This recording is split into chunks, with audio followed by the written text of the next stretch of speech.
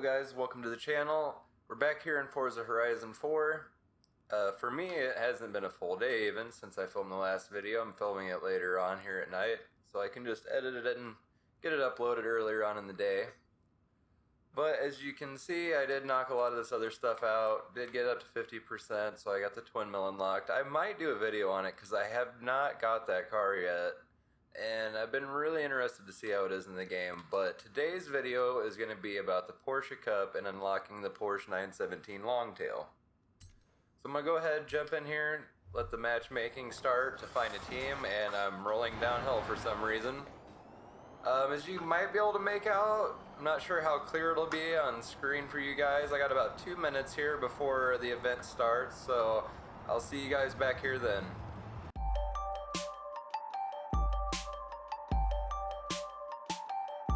Alright, looks like we got a pretty decent lineup of cars here in our team. Let's have to see what their performance index is here in just a second. Hopefully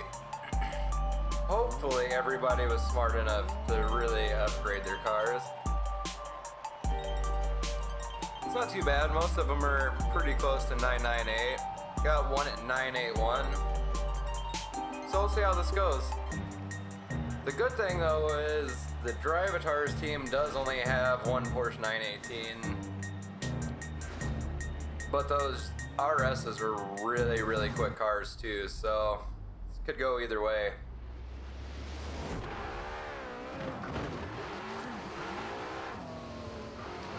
Oh, that's a great start for our team.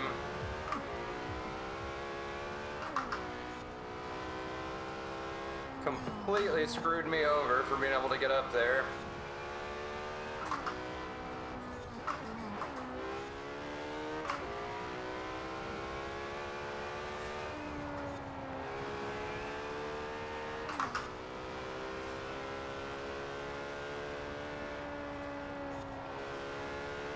At least my team managed, or the rest of my team managed to get off the line well, except for the guy that was lagging out real bad. The AI can definitely keep fighting amongst themselves if they want.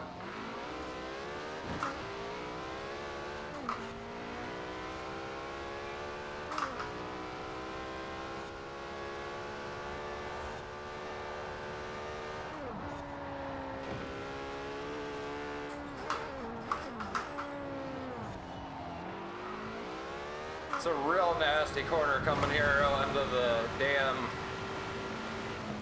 Gotta really be ready for that.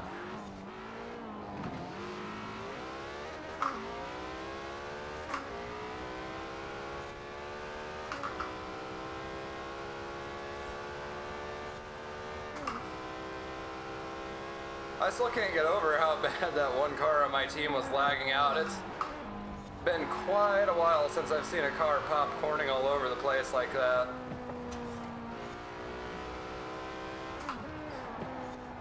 Oh no. It's alright. Wasn't too bad of a little mess up there. Did slow me down for sure, but at least I was able to keep from losing control too much.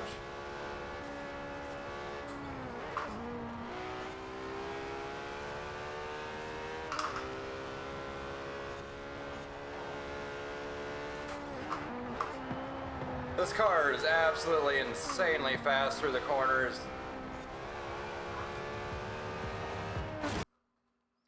Easy win for our team.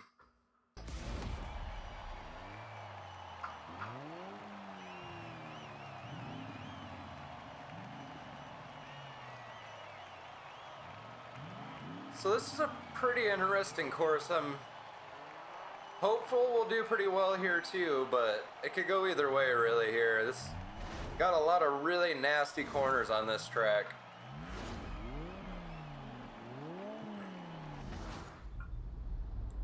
Hopefully we can get off to a better start and not get held up by somebody on our own team again. Oh my gosh, what are the AI doing?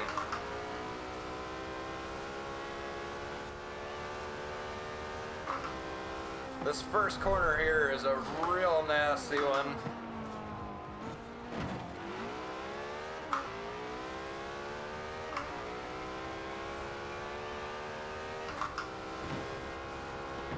Oh!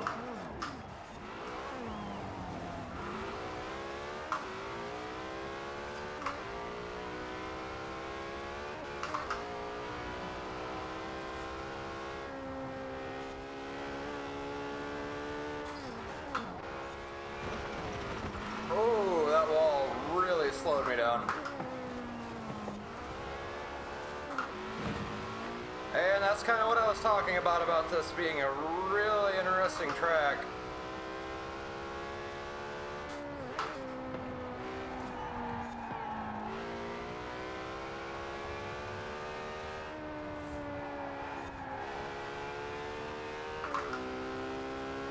It's got a lot of really intense corners that are fairly high speed, but then you also have some that are insanely low speed and really sharp and kind of throw you off your rhythm.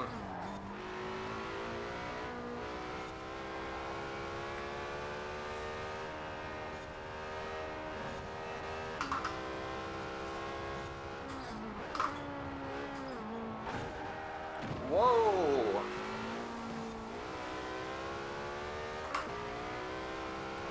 You gotta love it when your own teammate comes up behind you and just absolutely destroys you.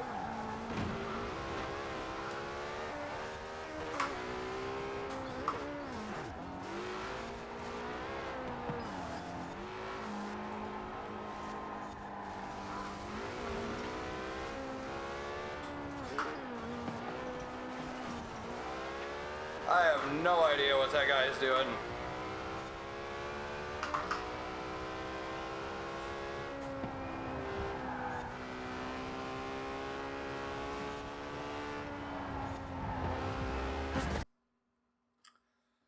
Yeah, my team's a little... I don't really know a polite way to put it, a little insane. We'll just put it out there pretty plain and simple. They're driving, not all of them, but some of them are driving like absolute maniacs. But on the bright side of things, it doesn't really matter what happens in this last race now. We've already won the championship. Ooh. This can be a bit of a nasty track too. It doesn't look very complicated, but it's got some really nasty sharp corners, especially that one at the bottom right. You don't have a lot of speed going to that one, but it's a very sharp turn. You gotta be really careful, especially in something all-wheel drive. It'll really want to understeer if you push it too hard.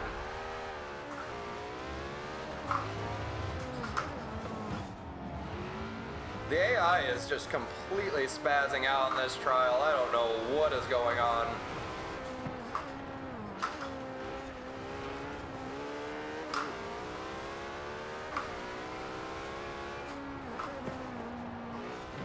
Okay. And there's my team driving like maniacs again.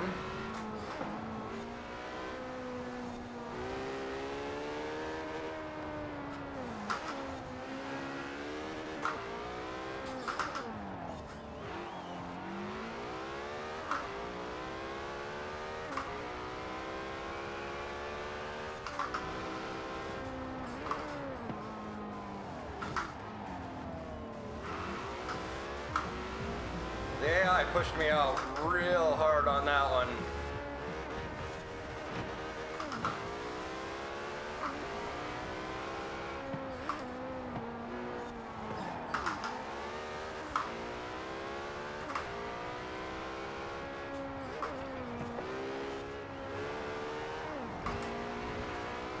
Ooh. Definitely don't want to be hitting those gates regularly.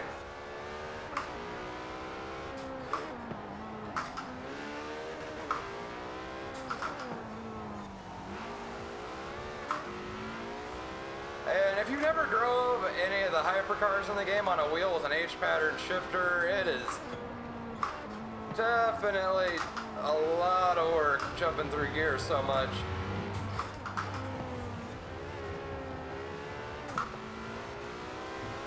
A lot of fun for sure, but It's a lot of work and really paying attention to where your car is at in the rev range and listening for it.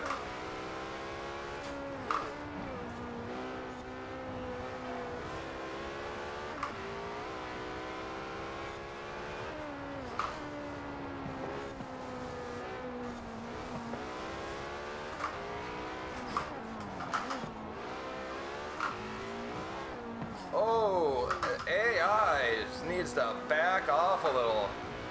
Jesus Christ, they're driving like maniacs.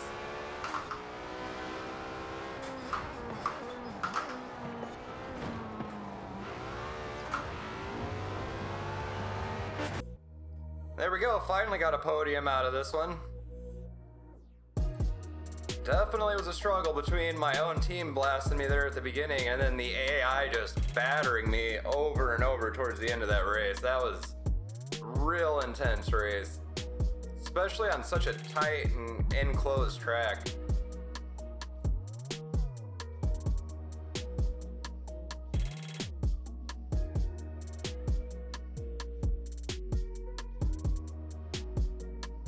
I don't know if our other two teammates, well, I know the one for sure lagged out and was dropped, or he just quit. I'm not sure what happened to the other one. He really should have stayed in there though. Alright guys, so before we actually start driving around on this, I'm going to read a little bit here from Porsche.de/museum's website. And it's actually about the 1971 Porsche 917 LH, but basically the same car. It says, the 1971 Porsche 917 LH is almost synonymous with the exceptional Vic Elford in his race at Le Mans. In 1970, the British driver achieved the fastest practice time and is first to break the 240 km/h barrier. His average speed was 242.685 km/h, and in the race, Elford hit 241.236 km/h to achieve the fastest lap of the race. However, on that Sunday morning, engine failure cuts short his race with teammate Kurt Ahrens. 1 year later, Elford returned to race with Gerard LaRousse in the same car. After intensive wind tunnel testing resulting in the development of covered rear wheels, the right-hand kink at the end of the Mulsanne straight can now be taken at a full speed of 380 km/h. On the Saturday evening, LaRousse and Elford break down with an overheated engine. This race is the last in Elford's extremely successful 5-year term as a Porsche Works driver. His wins during this period included the Monte Carlo Rally, the 24 Hours of Daytona, and the 12 Hours of Sebring, and also the Targa Florio. So from that little excerpt right there, you can just imagine how insanely fast this car was, especially for the time period that it came out in. That is just mind-blowingly fast for 1971. Does have a pretty decent sound here in the game. Definitely not quite what I was expecting from this car. Very light feeling in the wheel and loose towards center. Yeah, definitely got some slop there in the wheel. Really can feel that this is an old 1970s race car. I actually did a video in Forza Horizon, or Forza Motorsport last week, I believe it was, and another Porsche 917 variant. And from my experience in that car, it feels way more close to what it should here in this game for period correctness. In Forza Motorsport, it felt really tight and just insanely stable. And being that this is the 1970 model and not the 1971, it kind of fits with what I was reading from that excerpt about how the car would have trouble at higher speeds, and the guy that's following me around just blasted straight through that. I believe he's in a Porsche 917 also. I wasn't really paying, yep. I thought so. I was gonna say I wasn't really paying attention when he went by me earlier and blasted into the wall, but I did think that was another one.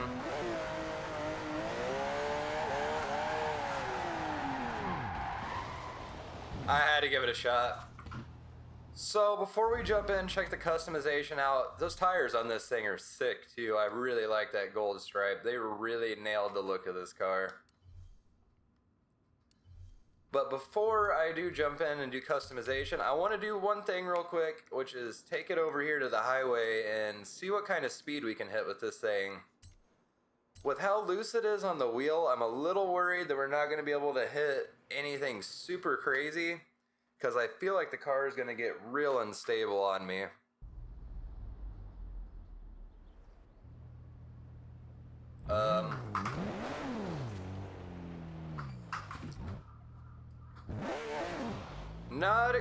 Okay, there's a house there.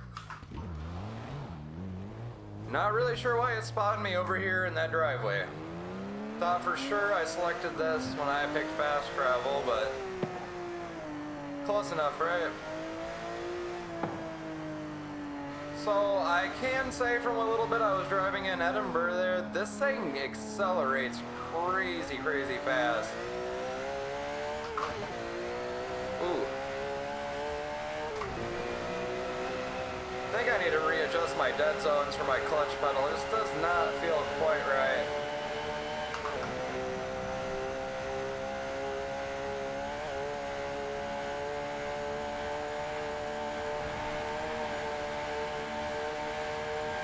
I don't think this has 6 gears, that's what I thought. We only got 5 gears stock. Looks like about 224 is going to be our top speed.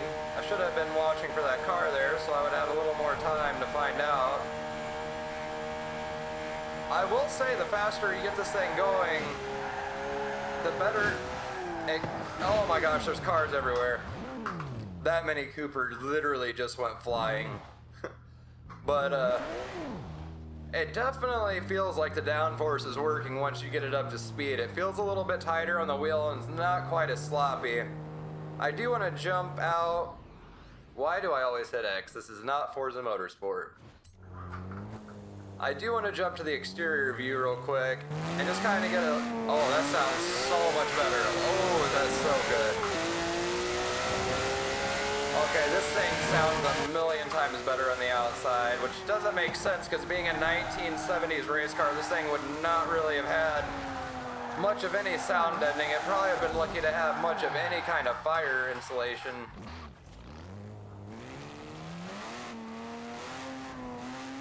I don't know, it doesn't look like it has much body roll. It just looks like it has a very strange pivot point, which if you look, our wheels in the front are very close to the nose, which would cause the car to kind of rotate a little differently than most. But let's not waste any more time with that. I wanted to just do a quick top speed run, see what it could do. I'll jump over here to the festival and I'll see you guys in just a second. So as I figured, because this is already a full-blown race car, it doesn't look like we can do... Excuse me. Doesn't look like we can do a whole lot. I am kind of surprised we can do an engine swap, and I'm even more surprised it's the racing V12. I would have kind of assumed they would have went with like the Porsche 918 Spider hybrid system for an engine swap in this. That's definitely an interesting choice. Those rear tires are absolutely massive on this thing stock, especially if you look at it compared to the front. Those front tires are just super skinny. Like, look how deep that lip is on those rear tires. That's just sick. That's all you can really say.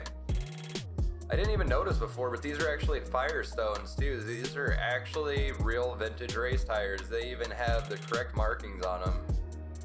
That is really sick. I can't believe Playground Games nailed this car that well, which they do get the details really well on most vehicles, but other than like the Monte Carlo, there's not a lot of cars that have specific tires to that car only. You gotta love the shape of this thing too. It's just a beautiful looking car. Enough about that though. We'll jump into Forzavista and take a quick closer look at it once we're done here. Just kind of want to see what all we can do. The turbo upgrade adds an insane amount of power itself. 386 horsepower just from that. That brings this thing up to almost 1,000. Which we will come back to that. I just want to jump through real quick, see what our options are for everything. See, we can go all the way up to a 285 in front, which is very respectable. Definitely closing in on that rear tire width. While I'm here, I may as well just go ahead and throw it on. I wasn't sure if I want to do the turbo, which is why I was kind of holding off. So we already had a 380 in the rear. We can go all the way to a 415. That is absolutely just, I don't even have words. That is just insanely wide tire. Obviously, I'm putting it on there. I think that actually might be the widest tire you can put on a car in this game, at least any of the cars I've drove so far here. Really don't want to change the wheels. Don't think I'm going to change tire size. I don't even know if I want to actually swap tires out on this. Oh wow, even street tires have better grip.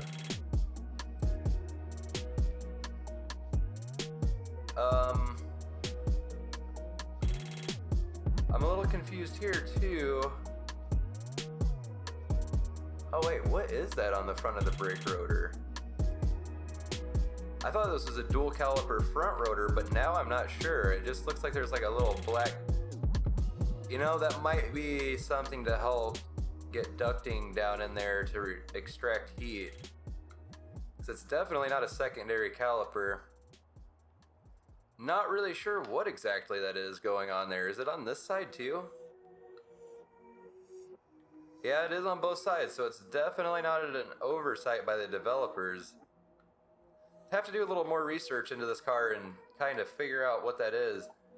But while I am over here, if I can get a good shot again, the advanced camera is a little wonky here when it comes to like brakes.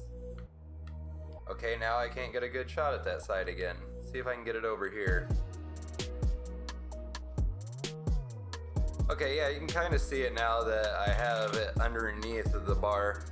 You can actually see they put like a fan design, almost like a heat sink for a CPU cooler or something, on the brake calipers on this car to help extract the heat. Because like I said, this car, not this exact car, but the one that came the following year, did hit just why is my camera so messed up now? Anyways, it hit insanely high speeds, and braking from those kind of speeds would just put an extreme amount of heat even into the calipers, and they would heat soak really bad and could possibly seize up. It actually happens a lot in like midget cars and any kind of like oval cars, especially because one side's usually set with a higher brake pressure and usually a more aggressive brake compound because they're always turning the same direction, so they have a higher brake bias on one side instead of front and back, so it helps the car rotate into the corners. And a lot of times once you really push them too hard, they will seize calipers up because one side just gets so much hotter than the other. You'll start boiling the brake fluid and there's no lubrication really anymore inside of that piston. So it's a really cool thing they did all the way back then on this car, that they figured out a way to kind of help extract heat even without an extreme amount of ducting like more modern race cars have, pulling the heat away from the brakes.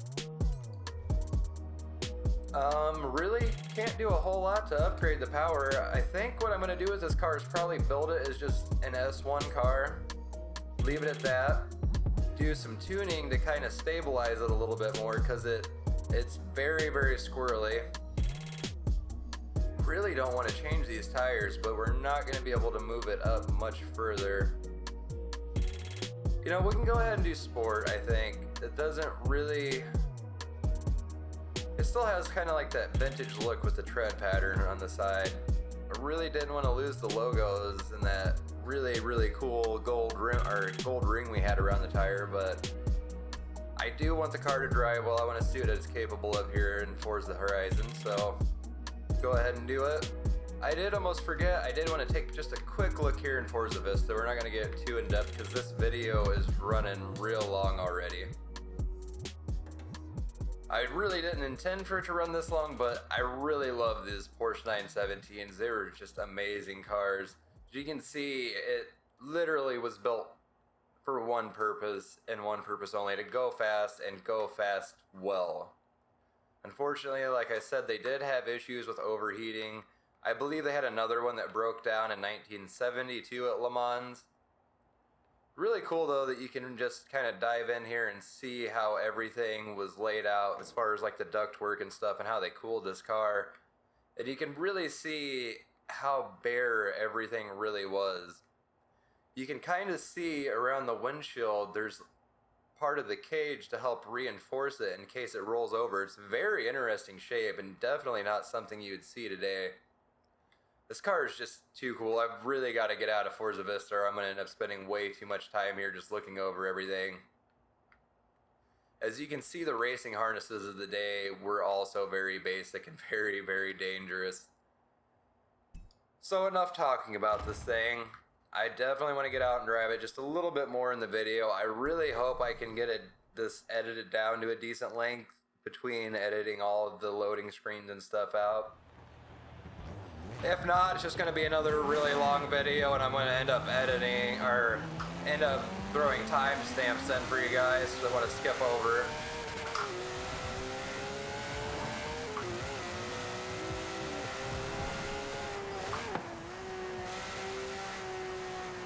Does feel a little better in the front end, but I think I need to jump in real quick and just do a little work on the tune. Okay, so I'm going to throw this little bit of the tuning in here when I edit. I just wanted to show you guys this because it kind of cracked me up when I saw it. Maxed out, this thing has a total of 15 pounds of downforce front and back. I really kind of doubt that's correct for this car, but I thought it was hilarious. I just want to throw it in there. Oh. Took a second for my wheel to regain control there after using the controller. So already this definitely does feel a lot better. All I really did was kind of bring the front spring rates up a little bit. I still left it softer than the rear because this is a rear engine car. And then I brought the dampening for the rebound and bump up a little bit. And I brought the front a little closer to the rear. Still like a 1.5 under for bump and rebound.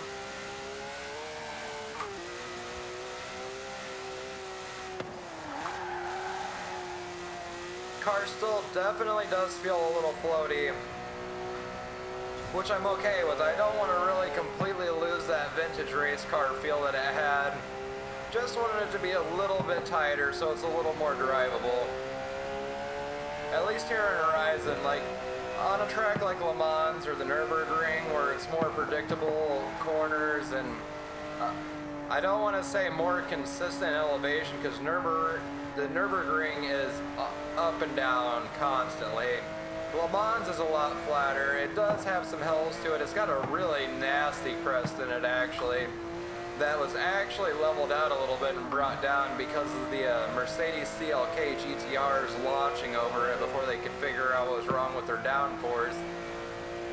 But for the most part, it's a fairly smooth and flat surface compared to what we have in Horizon. So I just wanted to tighten everything up a little bit to give it a little better feeling on the road surfaces we have here in Britain. And there's that rear engine understeer.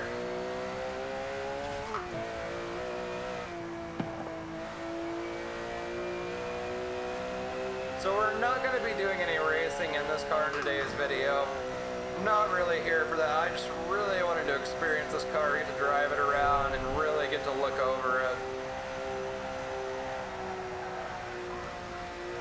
Oh, that was so close. 205 was just a little too fast for that corner.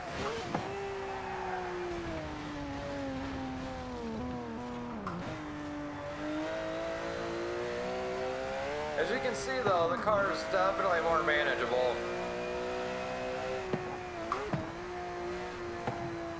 Want to jump back outside real quick so I can hear this thing again. It's so much better sounding on the outside.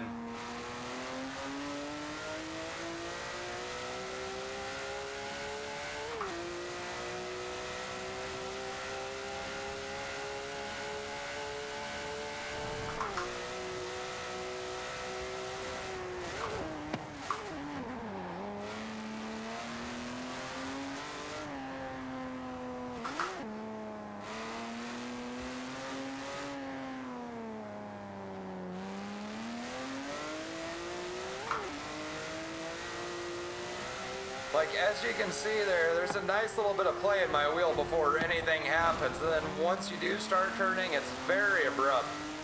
It's a very strange feeling for sure, especially after driving that Porsche 918 Spider for so many races. It does great over the curbs and bumps though.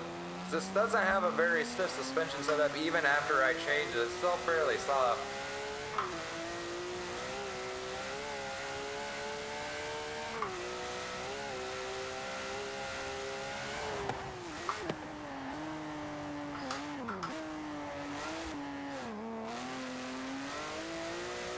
You gotta really be careful that rear end doesn't pitch out on you, and you go into a corner properly, like right there. I could feel on the wheel as soon as it pitched too much, it was starting to pull away from me. Definitely a car you know you messed up as soon as you do just by the way it feels on the wheel.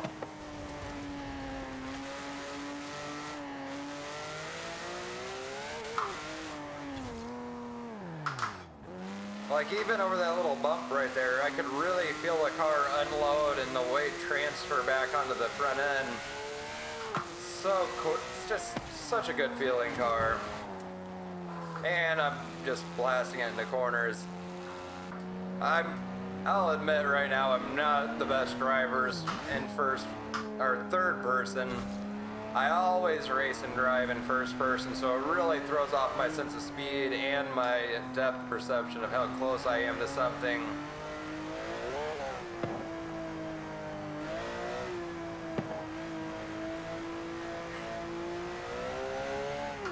I will say this thing doesn't sound bad at all from the inside, and it actually might be fairly close to being realistic, because being a rear engine car, you're going to get a lot more of the higher pitched intake sound than you're going to get from the exhaust.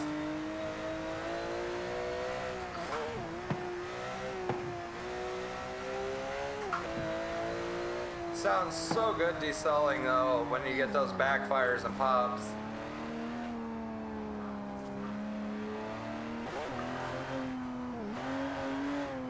I tried to clutch kick it out there, but I think I was a little too low in the gear. I really stretched the gears out because even with the race transmission, actually, I don't even remember now if this had race transmission upgrade. I think it might already be a race transmission stock. Anyways, you can't go away from 5 speeds. That's all you can have in this, so I had to really stretch the gears out.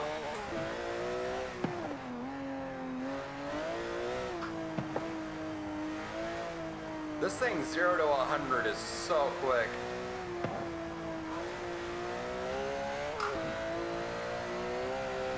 I mean, even once you get past 100, it pulls so hard, but compared to stuff like the Porsche 918 Spider, the Ferrari 599, even just the regular 599, the Rimac especially, that car's acceleration is just mind-boggling. I don't understand how that car is that fast.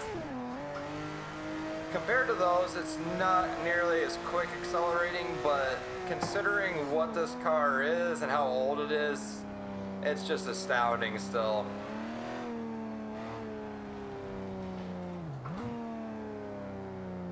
So guys, I'm gonna end the video here for today. I really hope you enjoyed the video. I hope there was enough driving in this one to kind of balance out all the commentary and talking. I'm really passionate about these old vintage race cars, and I can't help but get excited about them and really get into them and want to kind of tear them down and talk about them. So if you enjoyed the video, don't forget to like, comment, subscribe. Thanks for watching, guys, and I'll see you next time.